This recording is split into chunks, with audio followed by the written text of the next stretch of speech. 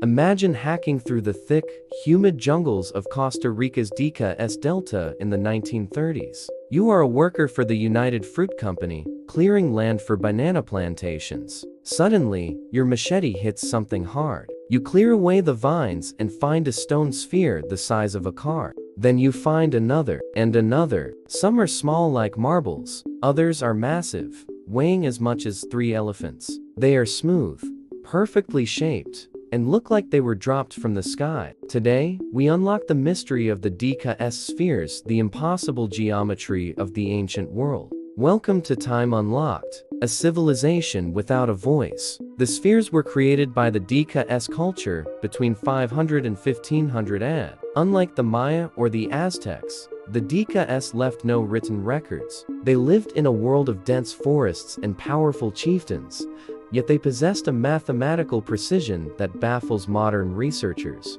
The most incredible feat wasn't just the carving, it was the logistics. The spheres are made primarily of a type of volcanic rock similar to granite. The nearest source for this stone is in the Talamanca Mountains, miles away from where the spheres were found. Without horses, oxen, or the wheel, how did an ancient society transport 16-ton boulders across swamps and rivers? It would have required hundreds of people working in perfect synchronization, likely using wooden rollers and massive fiber ropes. It was a project that spanned generations. The art of perfection. When archaeologists first measured the spheres, they were stunned. Many of them possess a near-perfect sphericity, up to 96%. In a world without steel chisels or measuring tape, this is an engineering miracle. Scientists believe the Diquís used a technique called lithic reduction. They would start with a large boulder and use smaller, harder hammerstones to peck away at the surface.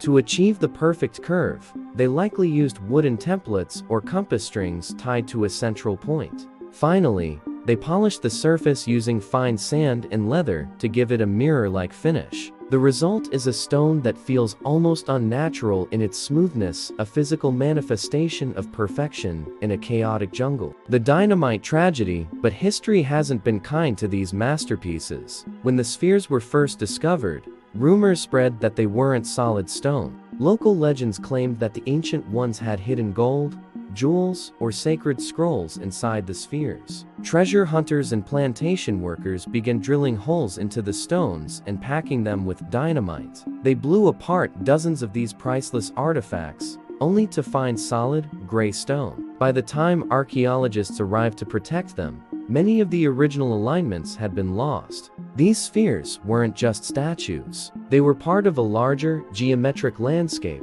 Some were arranged in lines pointing to the sunrise, while others formed perfect triangles that could only be appreciated from a high vantage point. Messages in the stone. So, why did they do it? The most likely theory is that the spheres were symbols of power and ethnicity. Placing a 16-ton, perfectly round stone in front of your house was the ultimate flex of the ancient world. It showed that you had the wealth and the manpower to command the impossible. Others believe they were world maps or astronomical tools used to track the seasons for planting. In a culture without paper, the Diquís wrote their knowledge in stone. They created a permanent record of their understanding of the circle, the most sacred shape in nature, and left it for us to find. The Diquís spheres remind us that genius doesn't require modern technology. It requires vision, patience, and a deep connection to the earth. These stones have survived the collapse of civilizations, the greed of treasure hunters, and the encroaching jungle. They are silent witnesses to a culture that mastered geometry long before the first Europeans set foot in the Americas. Thank you for joining us as we unlock the secrets of the stone. If you believe that ancient people were the original masters of engineering,